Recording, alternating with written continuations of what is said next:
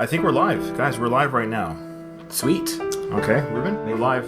We're there, trust me, we're live. Okay. We're live, and we just don't know it yet. That's right.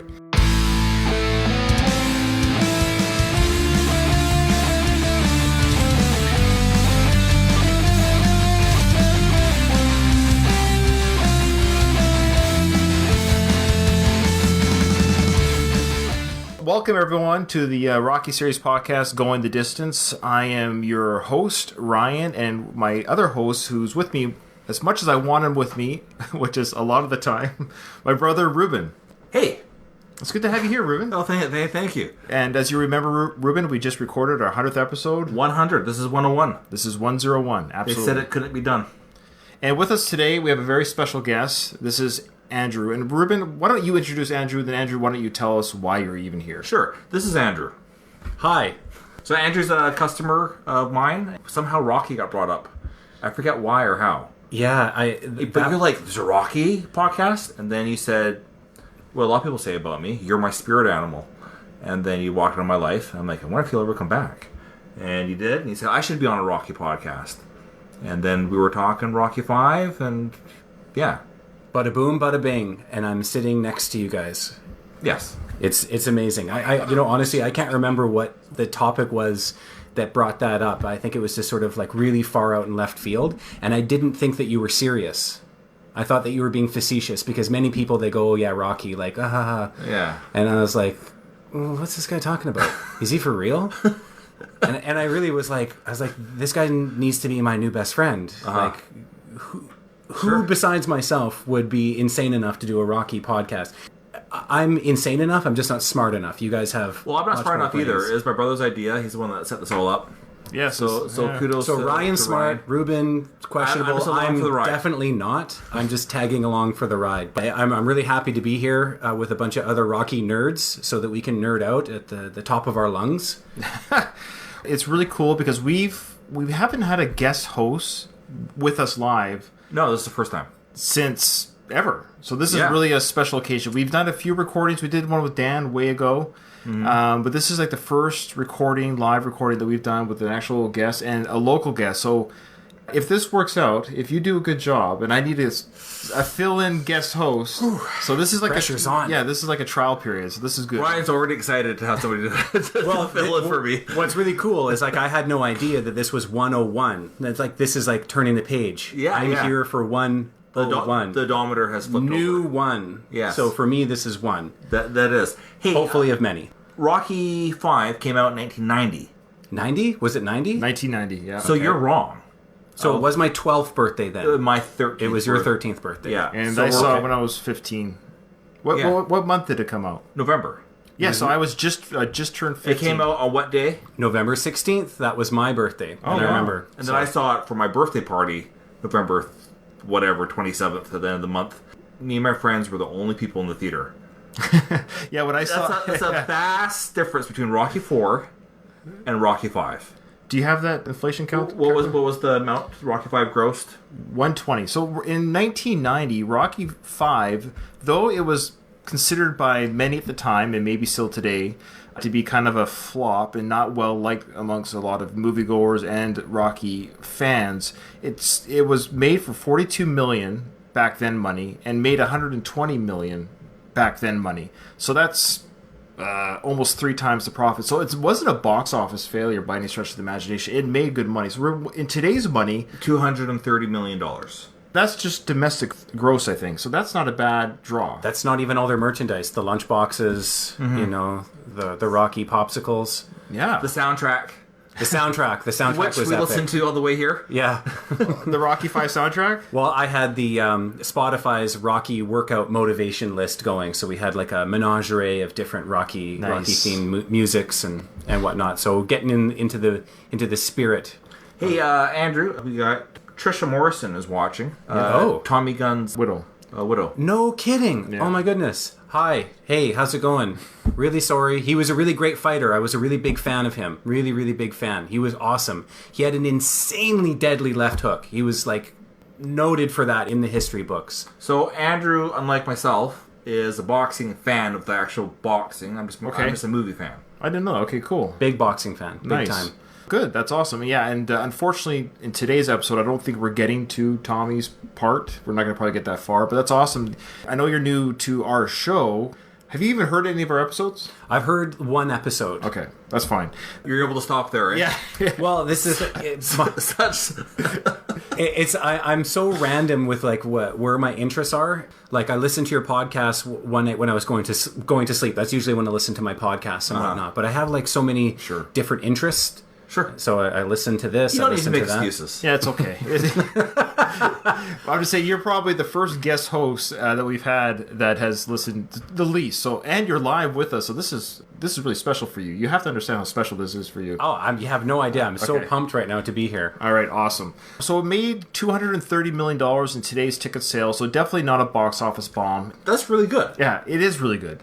Well, Ruben, you have a theory that success of a sequel often depends on the previous movie's success. Yeah. So I think this movie, Rocky IV was such an exciting, fun movie that a lot of people were probably anticipating something along the lines of a Rocky IV. And I think they found, obviously, that Rocky V was a different film. It's being judged based on Rocky IV, not on a standalone. That's right. When you saw Rocky V originally, just what was your feeling when you left the theater as a teenager? Do you remember how you felt? I really loved Rocky V. As a true fan, at that time, I just loved Rocky and the drama and now looking back on it, the formula really drew me in. And Sly is known for his movie formula. And in Rocky V, he kind of deviated from that a little bit. Okay, in what way?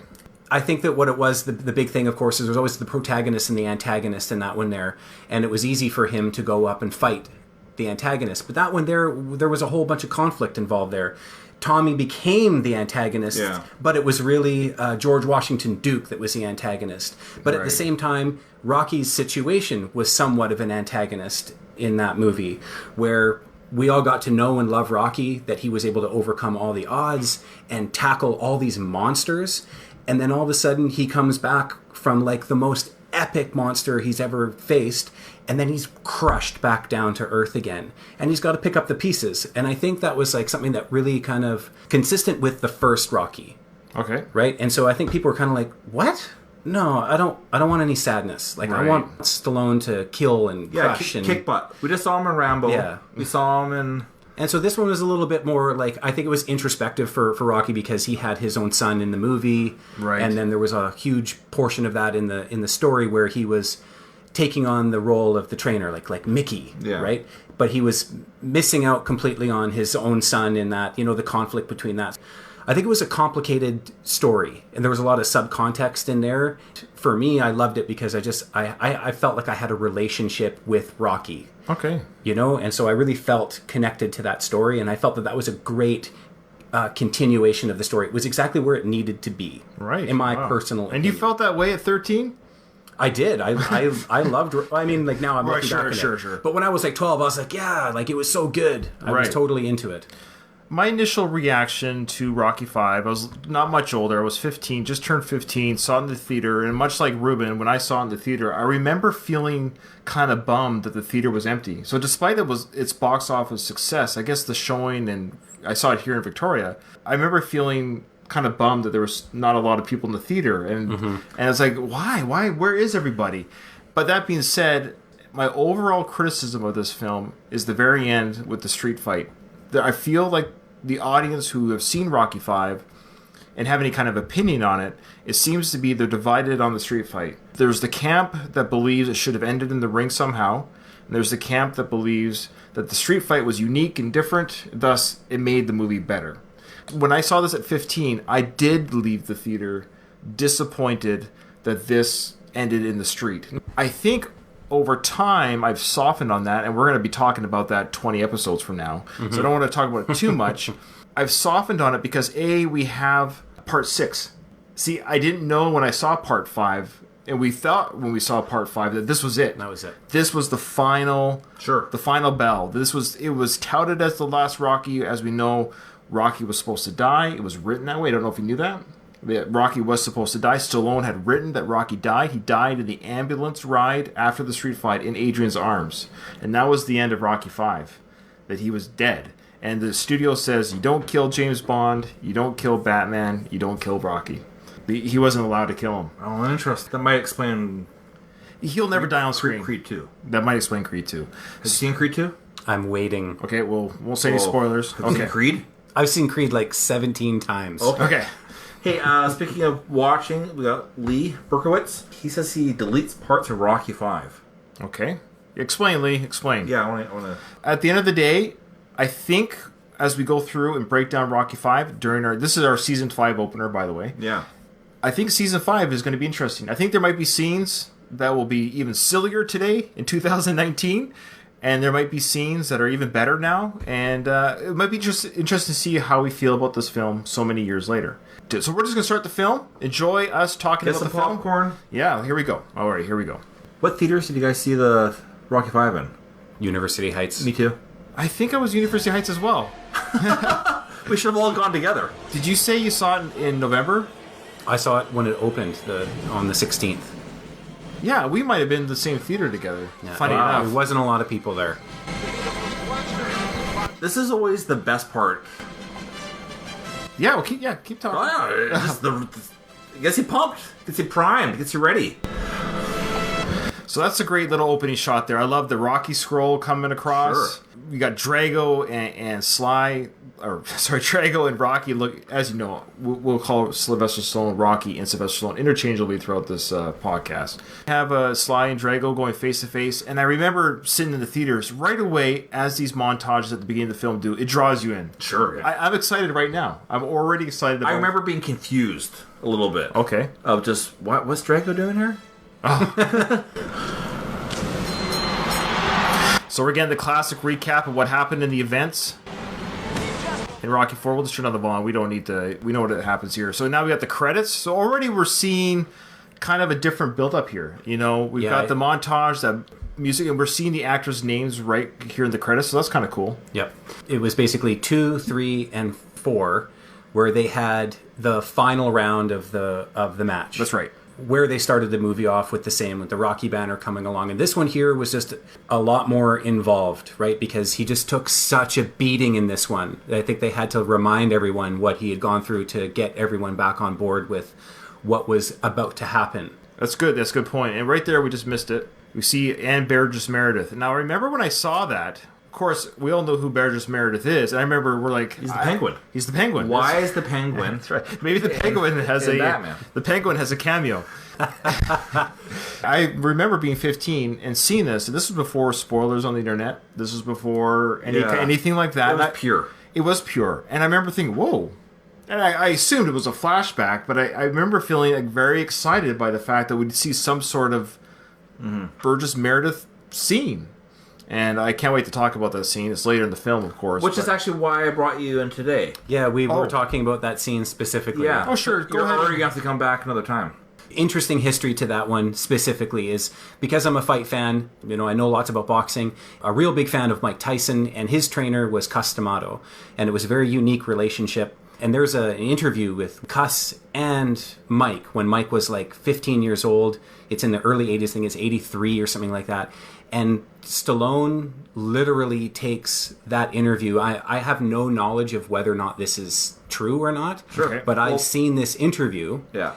And Cus D'Amato is saying the exact same things that Sly wrote for Mickey in the flashback at Mighty Mick's gym. Talking about how, like, if it wasn't for you, I'd probably be dead. You give me motivation. I want to see you do good.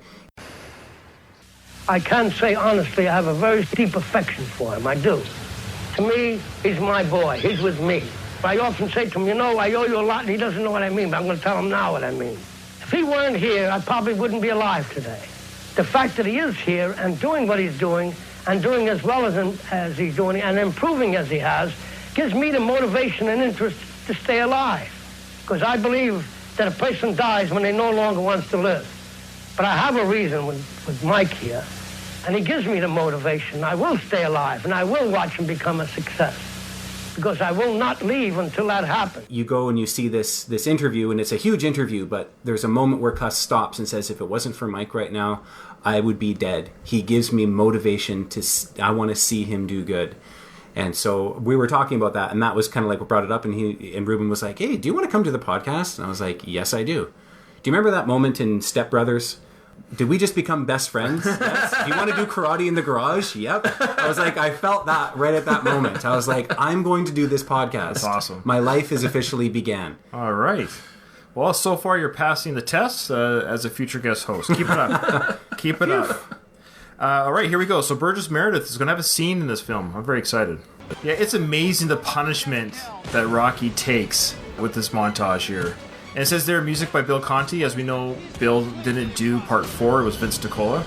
Side note, I interviewed Vince DiCola. There's an episode to listen to. Yeah. Yeah, we were talking about that briefly there. Your brother was saying that. I think our mom had the same suit jacket. With the shoulder pads? Oh, yeah. Yeah, shoulder pads. I'd always squeeze them and go, "You in football?" Yeah, I always asked my mom, "You been working out?" And then she would slap me. Classic line, hit the one in the middle. It's hard not to just watch, eh? Yeah.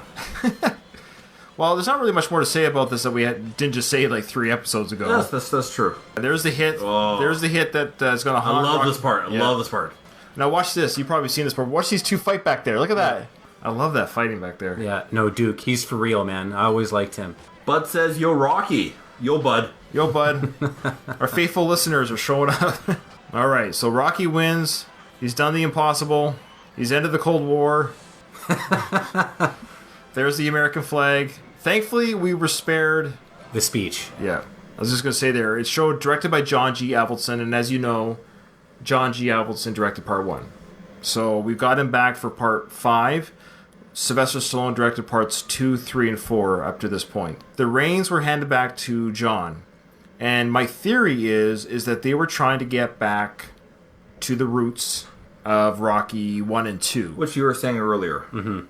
So I think Sly, the studio, I think they all recognize as successful and as fun as parts 3 and 4 were, they kind of got a little bit off track of what the films were originally designed to be.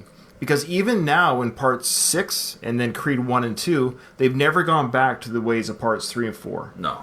So parts 3 and 4, though, like I say, they're fun, they're exciting, they're not boring in any way, stretch of the imagination.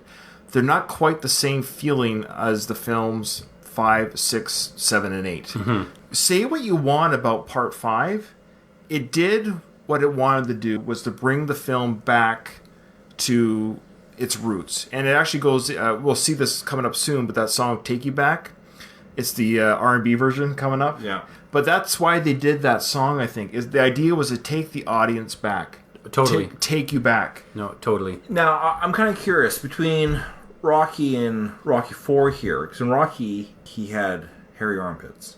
Yes, Rocky 2. I know in Rocky 2, for sure, in Rocky 2, he had hair. And then at some point, where it's like, no, we gotta shave those off. After Rocky 2, that was when Stallone really established himself as like the real deal, and he got a bunch of plastic surgery done on himself. How dare you? Not so. How dare you? Wow. If you look at wash out your mouth. One of the cool lines in Rocky 3 was when he's at the very beginning of the movie when he's bailing Paulie out of jail. Yeah. He's like, "You're doing real good. You fixed your face up nice." He says, "I love that line." Yeah, he says that. I'm like, oh man, Stallone is. He's self-aware. He's self-aware. Yeah, man. He does some stuff where he just puts it in there. He's like, "Yeah, I did it." Yeah. Which I'm Rocky. What are you gonna do about it? Not watch me? This is the best movie ever. Kirtland says armpit commentary is why I'm here. That's right. Thanks, son. That's my son. Stallone now has no hair under his armpit. I remember seeing this in the theater. Let's just pause. Oh, yes. There we go. There we go. No, He's built well, right? Look at that. It's amazing. The Italian stallion. If you look that good, it'd be hard not to put yourself in there. we were talking about armpit hair. Is everywhere else? I'm guessing that he was one of the pioneers of the bleaching down there. The manscaping. Yeah. There's a few things I like about this scene. Number one, have you ever stood in the shower this way? Oh, frequently. Okay. All right. Wow, that's impressive. That's quite the pose. Let's look at that. Let's admire that. That's how you really take in a shower, gentlemen. We're going to be pulled off Facebook. Yeah. No, you lean into a shower, right? I'm just grateful that leg is forward. Yeah, isn't that fortuitous that his left leg is forward? Can you imagine? We don't quite see Rocky's Frankenbeans, but I remember seeing this in the theaters. And this movie, by the way, was the first Rocky film to be rated PG-13. What? Yeah. And I think we got it here, folks. We got it here. If it was paused this long, I think it might have been rated All R. I can say is this, Sly, if you're watching, bravo, sir. Yeah. Oh. Just bravo, man. Absolutely.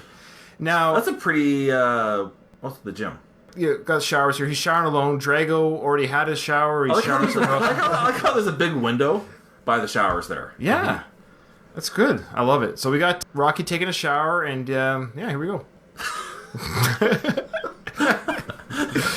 Now, this is the one and only scene that Tony Burton is in. Mm-hmm. It's really... I think he makes a flash when they're coming off the plane. Wait, Rocky Oh, Flash. right. Oh, that. Oh, the different other- type of Flash. You're right. Sorry. This is the only speaking part, I think. Yeah, these are the only lines he has.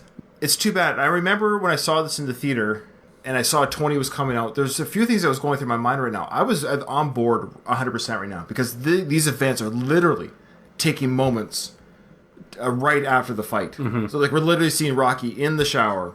We see Tony talking to Rocky, and then we were going to see Adrian talking to Rocky. And it's like, wow, this is really part 5. This is a legitimate sequel. It's like right after the events of Rocky 4, we've got this. And I think that's what really carries this movie in a lot of ways. It's a true continuation of Rocky 4. That's when I mentioned that Trisha Morrison says, how do you know it's Sly in the shower? We know it's him.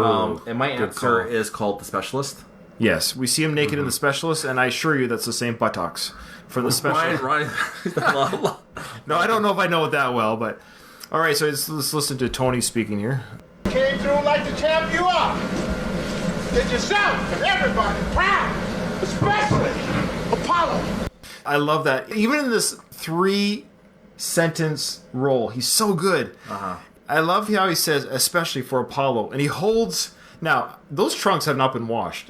Rocky just fought a 15-round battle with Drago in those sweaty shorts. And you got Tony just holding them up in his hand, like, especially for Apollo. Now, it's a great sequence, but if you think about how dirty and sweaty and bloody those There was a lot of trunks blood are. on there. Yeah. They're blood brothers. Anybody speak? Italian? Is that Italian? Leandro Maciofretta says, O film e bon se o me fraco desi... No, o filme o bom, se o mais fraco de série. He thinks it's the weakest of the series. Eu falo português, Leandro. Are you Boa serious? noite. Wait, was that real? Minha esposa é brasileira. Ela de Goiânia. I speak Portuguese, sort of. Are you serious right now? Yeah. Did you get this guy to... No one. I thought about telling people I was going to be on a podcast, and I'd be like, I don't want to draw any attention to myself.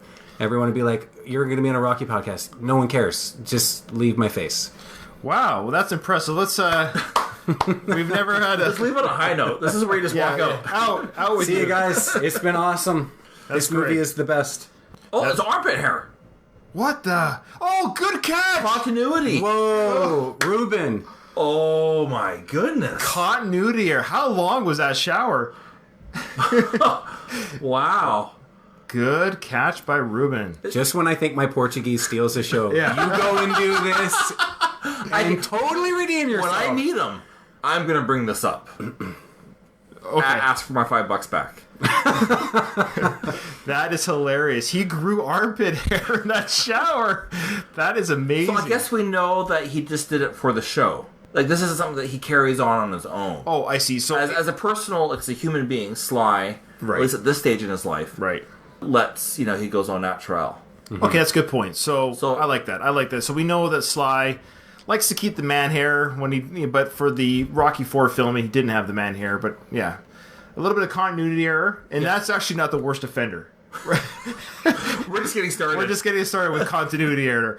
All right, so we got Carmen. Carmen Bow says she's trying to watch this at work. She might get in trouble, but you know what? Do it anyways. Who cares?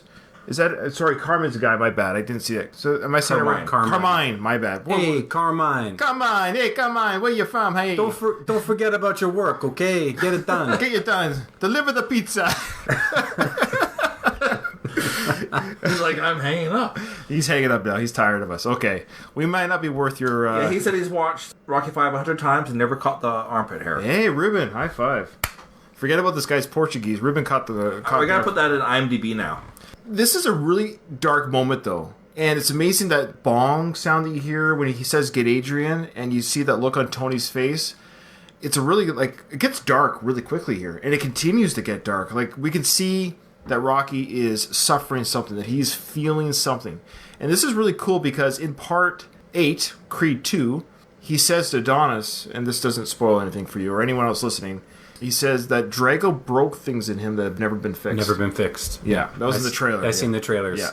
So here we are seeing this, the beginning of that brokenness right now, that he's damaged. Mm-hmm. He's damaged. We're seeing that fresh damage. Father Carmine says, Father Carmine!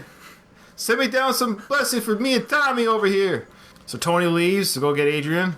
The press is just outside the door. Boy, the press, eh? They just can't leave well enough alone. Always like how well soundproof it is between the door. Yeah, I wish our door over to my left was soundproof. I got my wife at the kitchen doing dishes, so if you hear anything. Look at the setup here. You got Rocky's... Look at that. Oh, you got Rocky 4's workout jacket here. Wow. Did anyone else catch that? Attention to detail. Did you ever catch that? Good call. Nope, didn't notice that one there. You got some Russian leaders up here. So you know who's in charge. You got a weight scale here. It's probably the laundry bin. Bloody towel. Some medical kits here. Yeah, I've never... That is another catch. Hey, that's my catch. Yeah. Put that on IMDb. Yeah. So I like this part, obviously. We got him wearing this necklace. Now, this necklace that he's wearing comes into play later in the film. Did we ever see him wear this necklace in parts 2, 3, and 4? 1, 2, 3, and 4. That's the question. That's a good question. So he got beat. I know he won, but he got beat. Right. Showered. Right. Put on the necklace. He was wearing the necklace in the shower.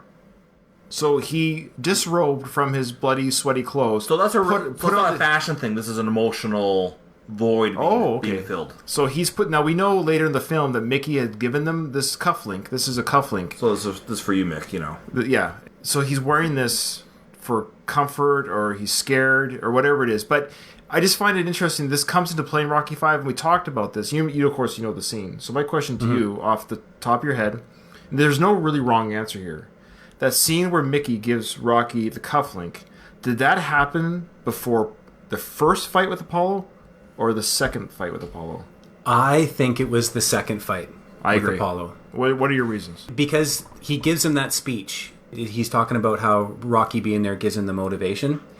Because the first time out was kind of like a one-time deal. They weren't looking past anything. Yeah, that's true. You know what I mean? Right. So I always sort of gathered that it was between 1 and 2, because in number 2, there was a break in the training, and then they had to gear up hardcore, and they were very, very serious about winning that fight. Yeah, I like it. I agree with you as well. It was Super Fight 2 that he gave him that necklace. Correct. It was filmed for part 5, but the event took place before, like during the Rocky 2 timeline. Correct. But I don't think he ever wore it on screen. I don't think. You know what's interesting? Just off the top of my head, I remember when I was going down the YouTube wormhole, I remember seeing a bit about how they noticed the cufflinks in one of the Rocky movies. I got to go back and take a look at it now that we're talking about it. You know what it was? It was Apollo was wearing it. Apollo was wearing a boxing glove cufflink in Rocky 2 when he's reading the hate mail. He had one around him. Interesting. There was a theory. Now, it doesn't quite work out timeline-wise, but this movies don't. Rocky asked Mickey, who did Rocky Marciano give the other cufflink to? Mickey says, he gave it to some bum. So there's a theory that he might have given it to Apollo's crew. Just some bum. Some bum. That's right. Yeah. Okay. Interesting. Yeah. So here we go. We're going to listen to what Rocky has to say to Adrian here. When Mick said when he was fighting, sometimes he'd fight so hard that he was thinking that he broke something inside and was going to die. And that's when he said that's when the angels was. That's brutal. So he's talking about Mickey would say that he got so broken up inside at times during his boxing career that he thought he was going to die. And that's when the angels were pulling on him. So this angel talk comes up later, of course, that Mickey is an angel on Rocky's shoulder. Rocky at this moment is terrified. He feels like right now that he's about to die. He's so broken inside that he feels like he's going to die. Yeah. Yeah, I remember this being like when I saw this in the theaters, I wasn't expecting this.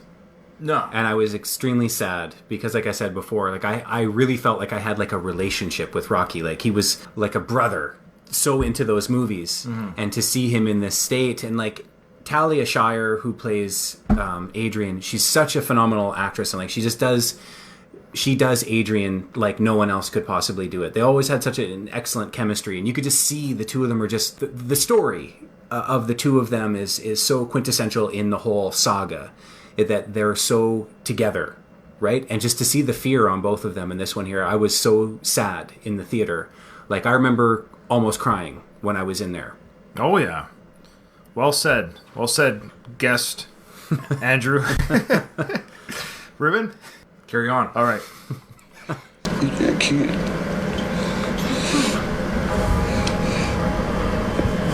I can't stop my hands from shaking. This part here, ugh. I never felt this. So this part is brutal. And I remember the hands shaking always sticking with me, that he's can't stop his hands from shaking. Ruben, are you looking up hand shaking by chance? No, I'm not. Okay. I thought you were. I thought you were getting ahead of the game there, looking up what... No, I'm ahead of the game. He's downloading Taylor Swift songs. Right Okay. now. All right, fair enough. That's fair. Ruben. Hey, that was awesome. Yeah, like I said before, like this sort of scene, just It's dark. Yeah, it was really dark. It was totally different, and I really wasn't expecting it.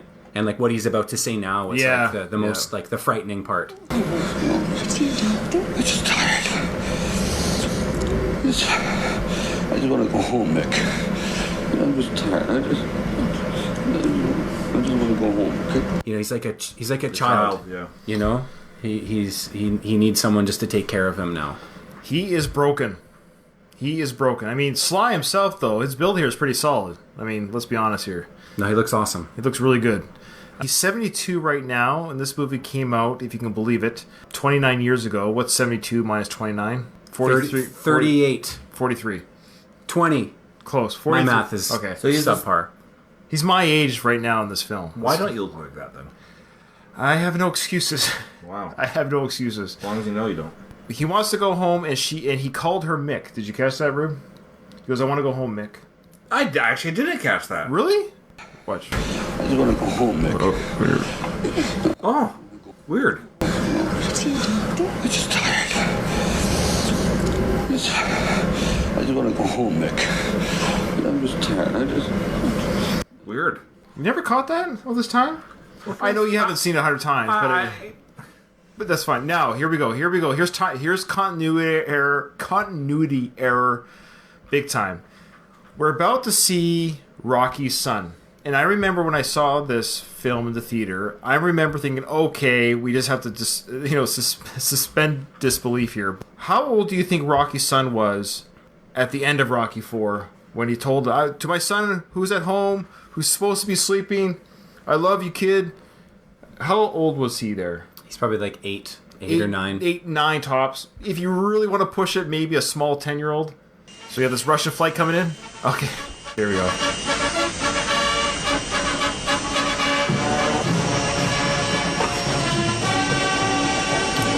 This song never gets old, right? No.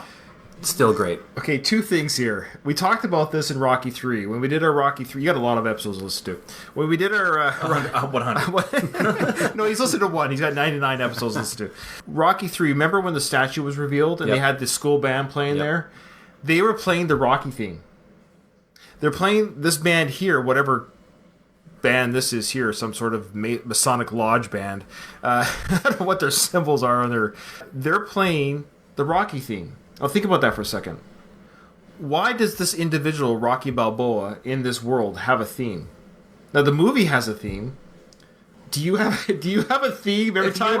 Like when you walk in a room, does the Andrew theme kick in? Oh, yeah. Okay. Well, Oh, by the way, I do have a song. Oh, you do have a song? I do. What's that? It's Raining Men? Oh, the Ruben show. Yeah, Ruben. Now Ruben's going to make me somehow insert on the audio Ruben's song. I do have a song that was written for me. So Ruben has a theme song. I don't have a theme song. But the idea that This band, though, Ruben, if you were stepping off a plane, have the Ruben Show song ready to go to play for you. Isn't that kind of wild? It'd be beautiful. Okay, but you see how that's that meta. Like totally. we as a member in the audience of the theater, yeah, we get what they're playing, but what would they even know what that is? Them walking out of the plane, they'd be, hey, why are they playing it? They'd be like, hey, that's the same song they played when they gave me the statue. Oh, Sly, so good with this stuff, right? Oh, yeah, keeps us questioning. He's awesome. Adrian, where's the kid? I don't know. I don't see the kid. Where's the kid? Ain't he here? Okay, so right away, we got Rocky. Oh, sorry. Okay, no, Ruben, you've got go ahead. You've got your theme song. No, we're ready. It's about to come on. Okay, but put it to the microphone. We got time. This is the Ruben.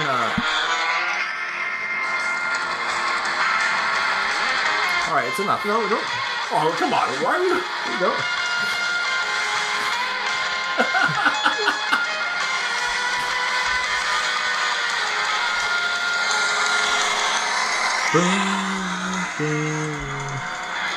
Our guests are Colin and Julie. Oh yeah, that's right. So for our faithful, desperate listeners, if you want to see more of just Ruben, go to YouTube and go to the Ruben Show. Just punch in the Ruben. Is there only one Ruben Show? Well, there's the Ruben Report. Oh. Don't confuse me with the conservative gay pundit. Okay. We won't I know the Ruben Report. Oh, really? I do know him. Yeah. Oh, wow. I'm different than him. Okay, so we got 8-year-old. He has an I have an A. We've got a 9-year-old Rocky Jr. coming out of the crowd. Let's see what a 9-year-old looks like. Sure. Dad! Oh, there is.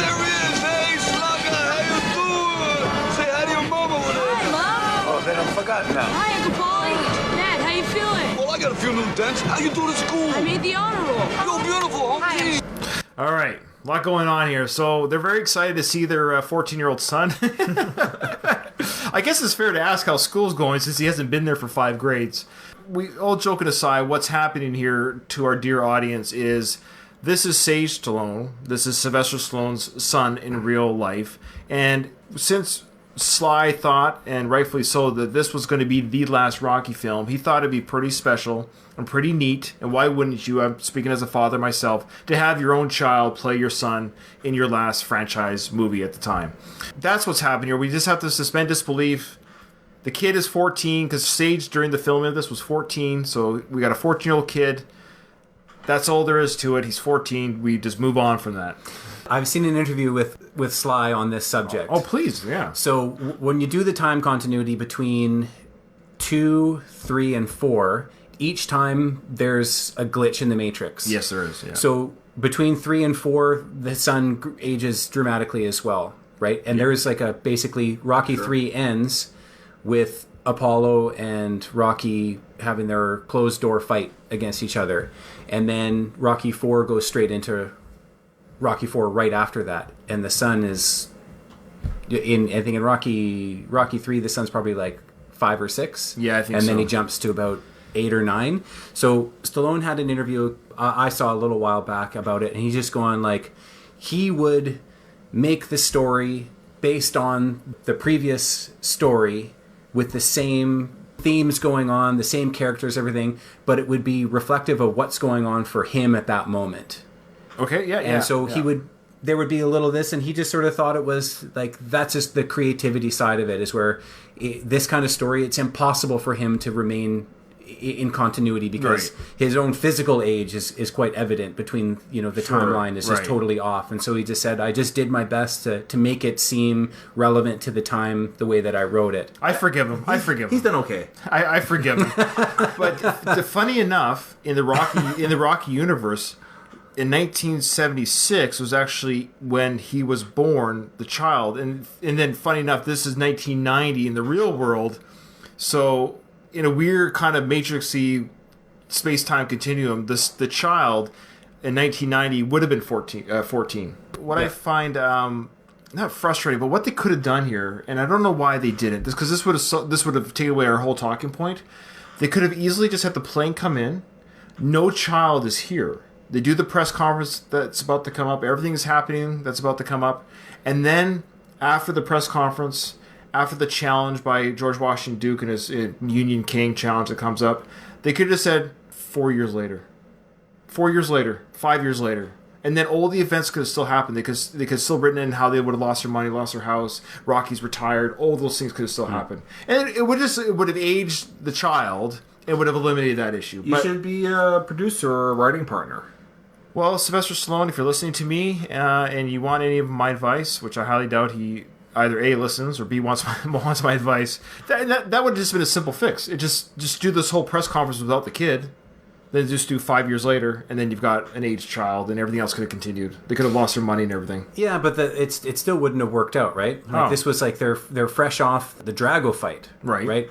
And so George Washington Duke wants to capitalize on Balboa's celebrity, right? Like he's a promoter. Yeah, no, he still would have bounced on that, and Rocky would have said, and Adrian would have said, my husband's retired and all this, and that could just haunted him 5 years later, especially if they lost all their stuff. And Rocky's like, during this time, kept strong, maybe working at Mickey's gym. He's still been around it, because as we know in Rocky Balboa, it's not so far-fetched. He goes in the ring at an old age. So it could have been something... In a grudge match. Yeah, in a grudge match, yeah. Which we are going to cover, by the way. I can't wait. Okay. Have you seen that? Which? Grudge match. No, I never saw it. Oh, it's fun. It's really fun. It's a lot of fun. Yeah. Oh, here we have Sheila Downs, airport security. Hi. Hi, Sheila. You're doing a great job. Tony, that's one of our last scenes with Tony. There is just beaming. Everyone's just so happy to be reunited with each other. Sure, yeah. They're out of Russia. You'd be happy too. Welcome home. If you follow me, there's a press reception inside. All right, so I love this. We got this airport hangar here, press conference going on here. We've got cameras, reporters, everyone's yelling. And it says, welcome, champ. And you got Rocky up there, and you got, of course, Paulie sitting next to him, and the kid. And you got these airplanes here. Are you an airplane person? You know what kind of airplanes these are? No idea. I find this weird, because this is a big airport. I mean, this was a big airplane that flew in, but they're hanging out in some sort of, like, gymnasium hangar. I just love how it's this old kind of... Like, why does it have to be inside of a hangar? I think it was like that? at that time, because it was the Soviet Union, they didn't have direct flights in there the way that they do in international airports right now. And I think that when you saw Rocky 4, when they landed down, they were in an obscure airport as well. They were on like a twin prop engine, an old plane, sort of symbolizing the decrepit decay of the Soviet Empire. And I think that they were just bringing it back in and trying to carry on the same motif. They were walking right onto the tarmac. Okay. Right? So it wasn't in an international airport. They weren't, flying first class. They were roughing it. Okay. So I think they were just kind of carrying it on. So you don't think this is like an actual... it's not a real international airport in, like, Philadelphia? This is... If you've ever been to like a big airport, is that they have the international... What do they call them? Where the planes park themselves? The terminals. They have international terminals. They've got hangars all over the place where different levels of aircraft are flying in and out. So personal aircraft, private charter aircraft. They kind of come in and they don't have to go through the same. They don't have the same kind of passenger.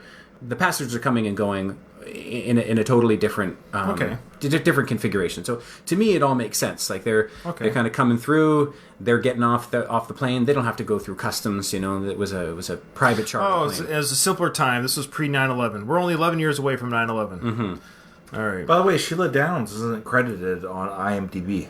No, that was the name of the character. I know that. Oh, sorry. But the character's on there, and the actress who plays her. Really?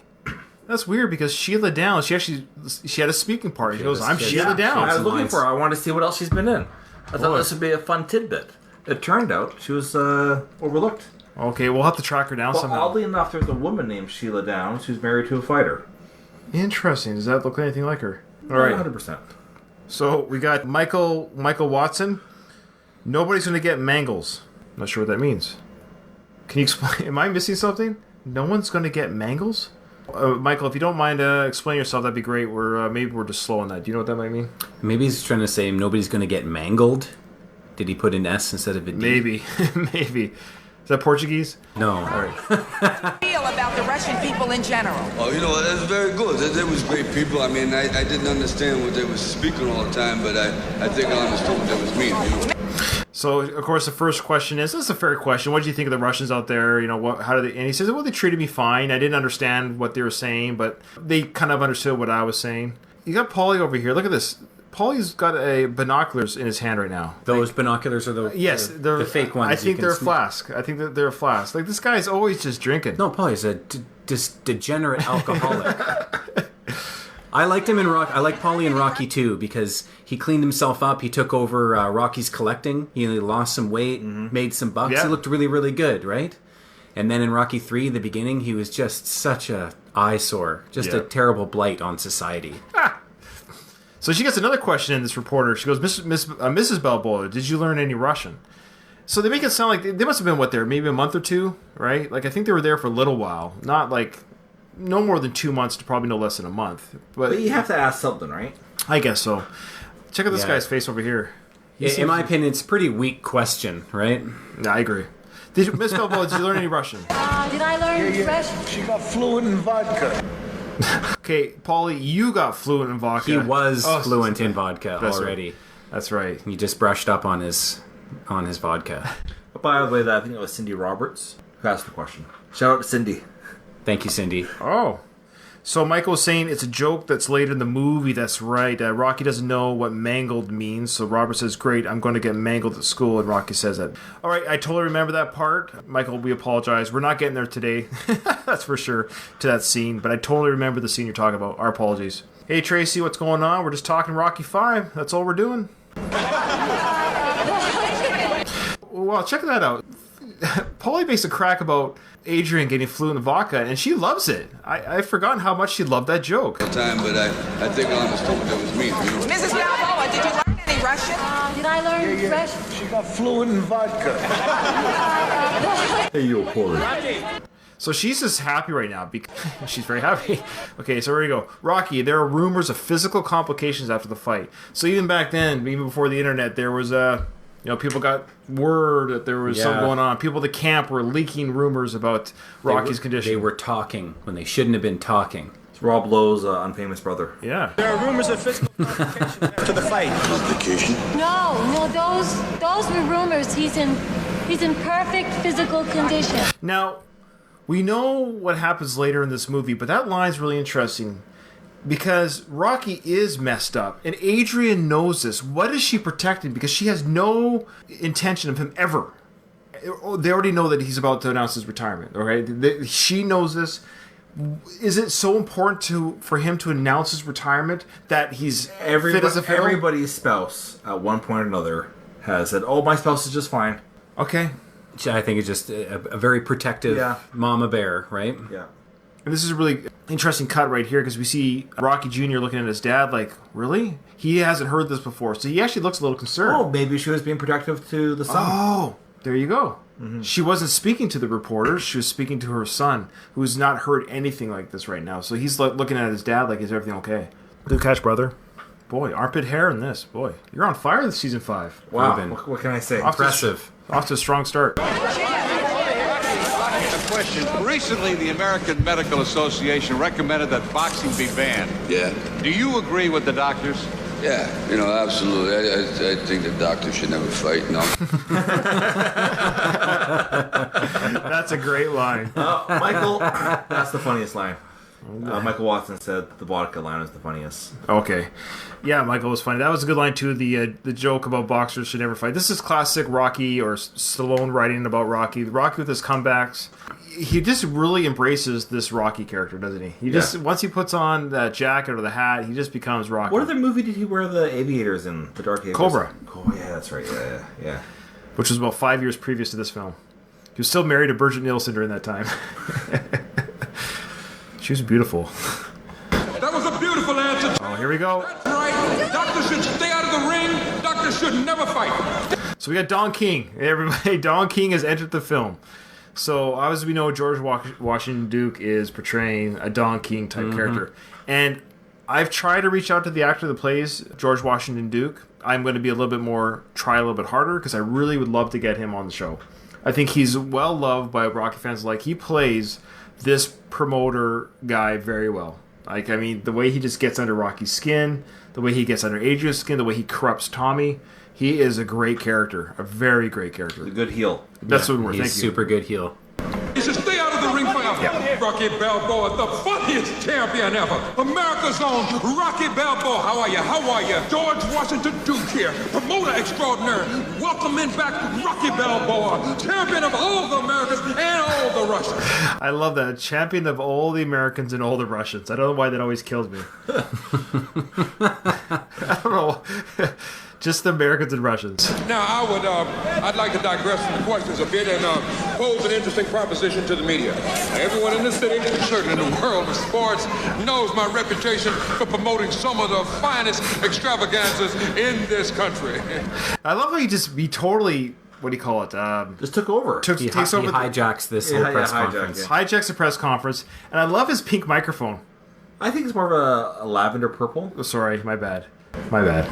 Yeah, Now, lavender. With the press present, Yes, lavender. I'd like to ask you, Rocky Balboa, to be the flamboyant, rambunctious spokesman we know you can be. And get this man here, Union Kane, a chance to challenge you for the heavyweight championship of the world. Now, this is great. This whole sequence is great. He's got his arm around Rocky. Rocky's like, he's too nice to just shrug it off, you know?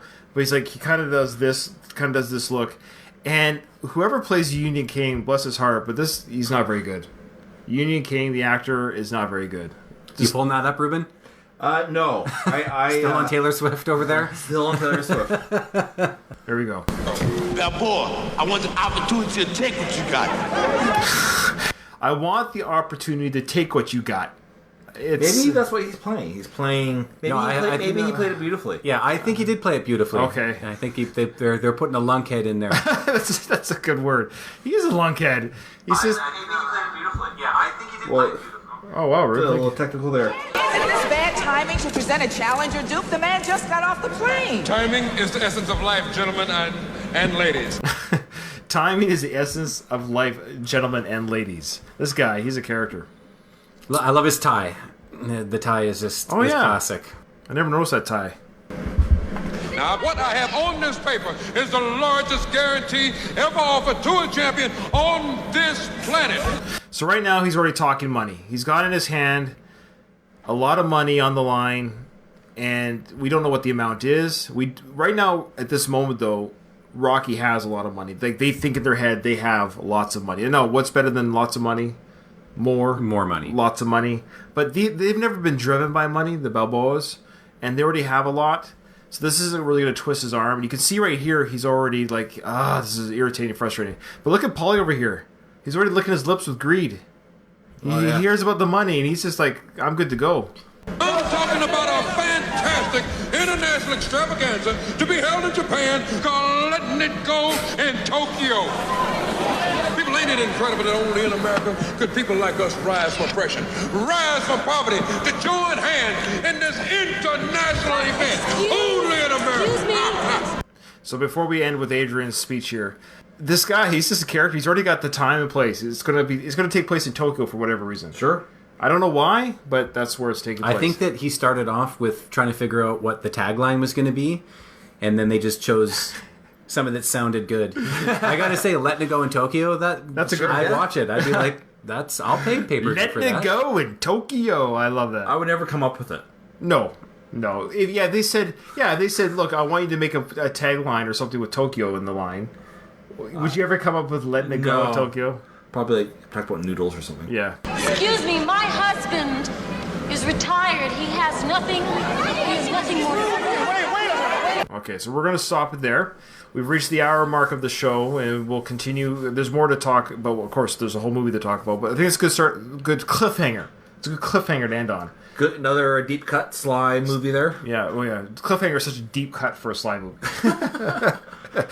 But so Adrian has just announced to the world and to the press that Rocky is retired, and we'll see what the aftermath of all that is about and what that means to the Balboas and to this challenge by Union King for Letting It Go in Tokyo. Looks like Jay Farrow was there from SNL. I don't know if you know who Jay Farrow is. Actually, no, that looks like Dave Chappelle. It looks like Dave Chappelle. All right, well, we got who else do we have? That guy looks like Howling Mad Murdoch from the A-Team. Yeah. Look how angry he is about this retirement. He's got some questions.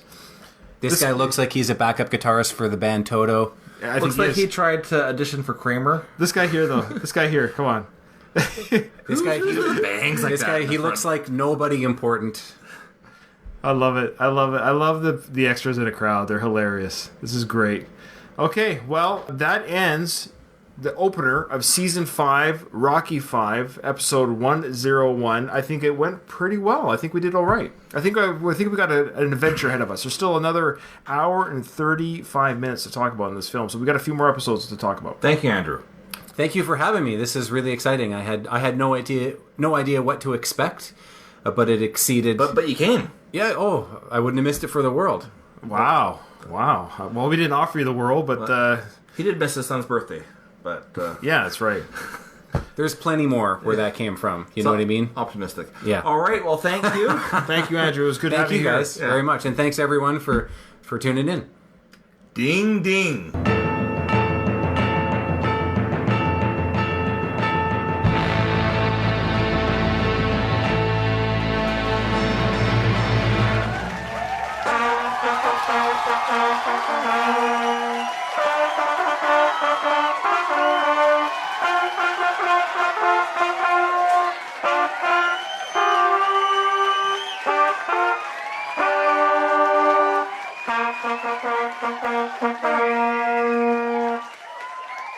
All right, we're still live? I don't know, we might be. Stop streaming. That's when we say, when we're still live, but we think we're off. That's when we say all the inappropriate things. That's right. And then they nail you on it later. So, are we done? Purveyors of Rocky podcasts have been exposed as culturally Yeah, we stopped inappropriate. streaming. I think we have. Are we still going? I think this is one of those funny things on the internet. It was like, we're off? We off? We done? We off? Check one, check one, Are we check off? one, check one. Is this like Frozen now? Alright. Like the movie Frozen? I hope not. I hate that song. Just let it go. It's not stopping. Stop. It's not even letting me exit. This program's frozen. Okay, well, we're just going to restart my computer. That's going to stop the streaming because it already stopped recording. So, bye, everybody. Yeah, it's funny. So the reason I started looking at there at the end